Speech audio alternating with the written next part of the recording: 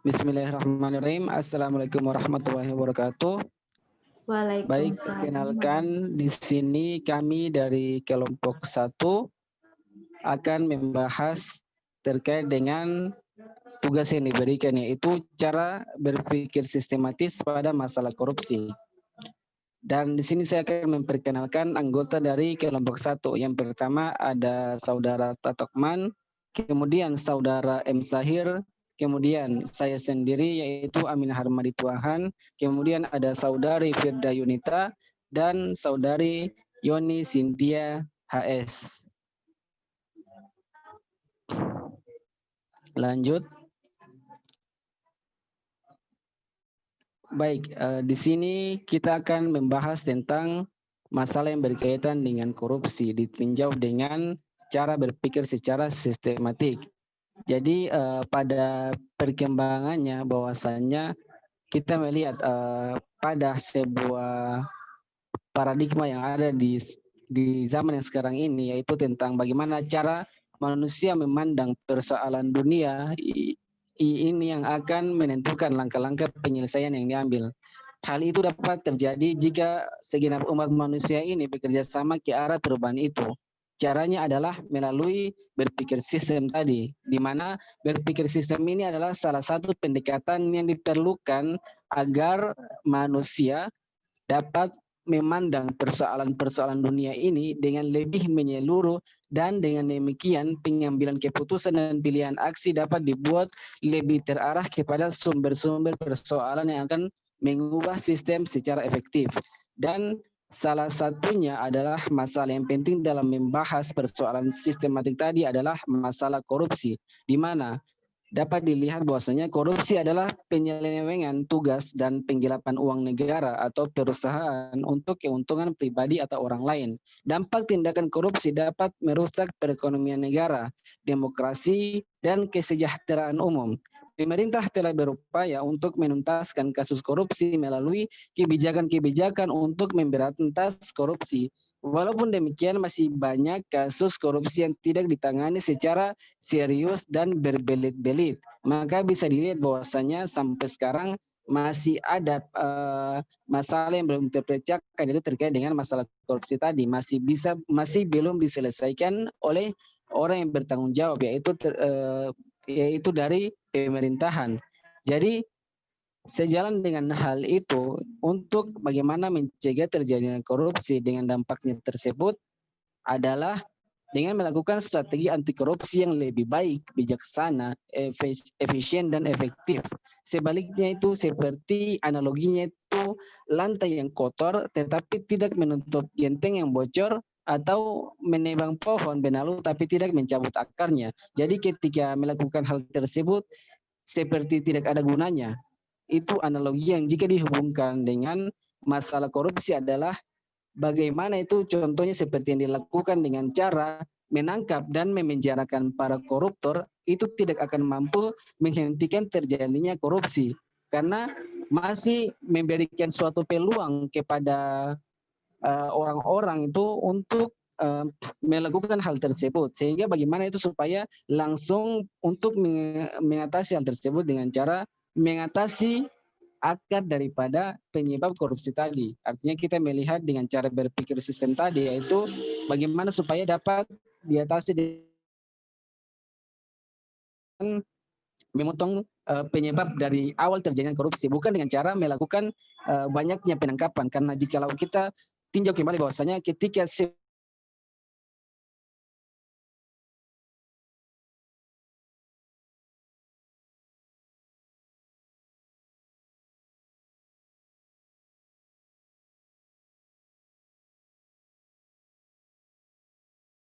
lebih efektif gitu. Jadi di sini ada beberapa solusi dari kelompok kami yang kita tawarkan dalam menyelesaikan permasalahan korupsi ini jika dilihat dengan berpikir secara sistem atau sistemik.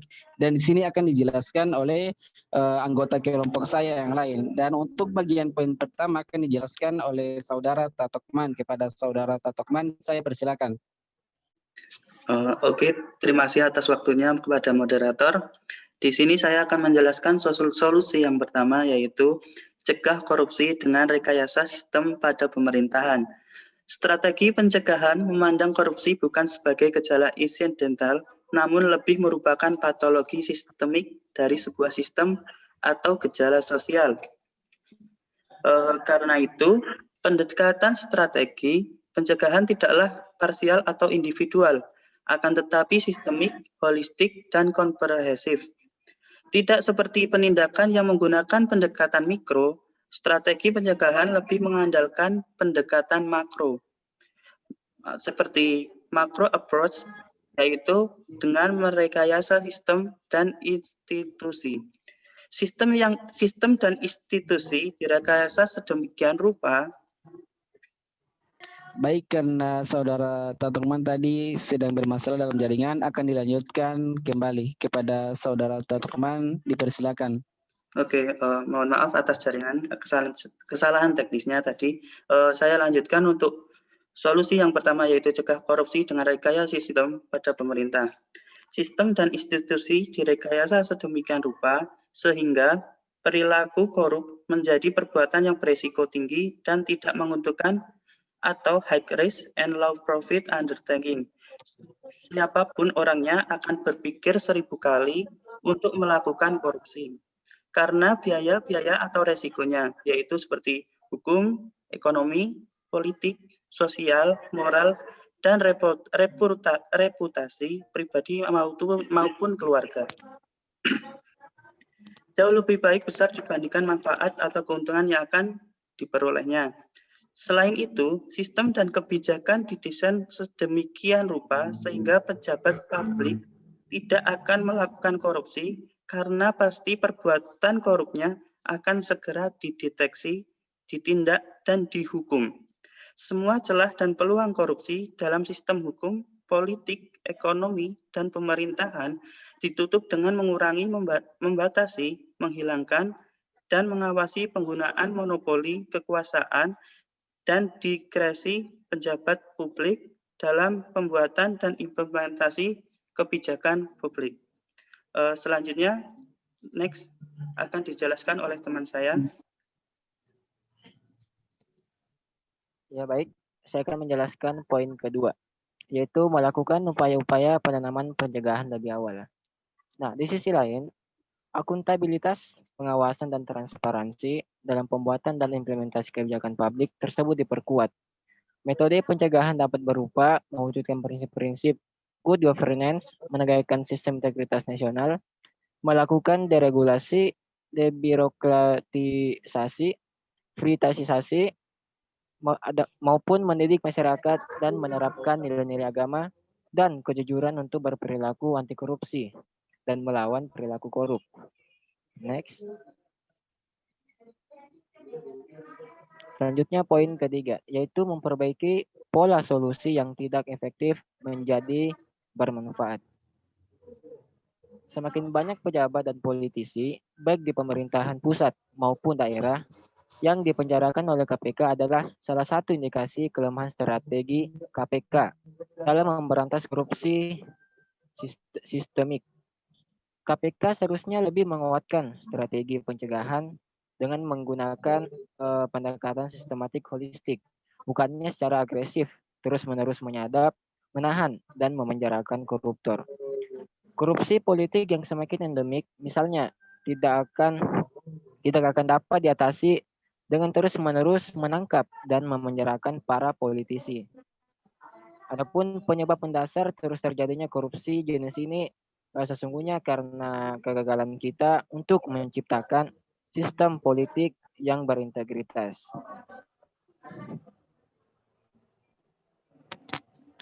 Selanjutnya akan dijelaskan oleh saudari Yoni. Baik, terima kasih.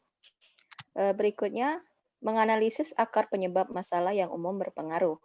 Salah satu penyebabnya adalah semakin tingginya biaya dan pendanaan kampanye dan pemilu akibat digantinya sistem pemilihan proporsional tertutup dengan sistem proporsional terbuka.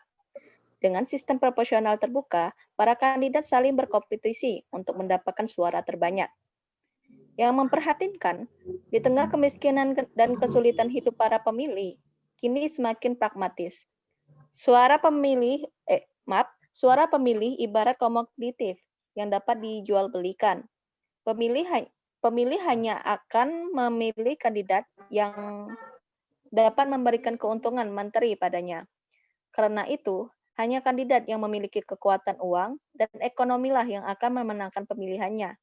Akibatnya, politik uang atau money politik semakin parah dan meluas. Selanjutnya, merevisi kebijakan-kebijakan sistematis yang berkaitan. Sistem pemilu diubah menjadi sistem proporsional tertutup. Kemudian tetap mempertahankan sistem proporsional terbuka.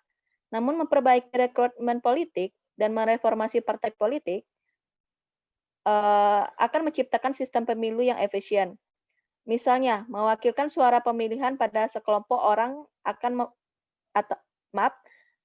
misalnya mewakilkan suara pemilihan kepada sekelompok orang atau perwakilan organisasi politik yang berintegritas. Bisa melalui Dewan Perwakilan atau Dewan Pemilihan. Oke, baik, akan dilanjutkan oleh teman saya berikutnya. Oke, saya akan melanjutkan. 6. Melakukan pendanaan kampanye dan politik oleh pemerintah. Kemudian pendanaan kampanye dan partai politik ditanggung sepenuhnya oleh negara atau didanain oleh negara dan swasta atau mixed system, namun dengan memperkuat akuntabilitas, transparansi, dan pengawasan penggunaan. Dengan demikian, tidak ada lagi inisiatif mandiri untuk mencari sponsor dan melakukan balas budi jika telah duduk di sangkasana. Mereka bebas bekerja mewakili konstitusinya, bukan suara partai dan bukan pula suara pemberi sponsor. Lanjut. 7. Penggadaan mekanisme kelembagaan yang bertanggung jawab terhadap korupsi, yaitu mengadakan suatu mekanisme yang dapat mengintegrasikan dan menggerakkan seluruh subsistem yang ada.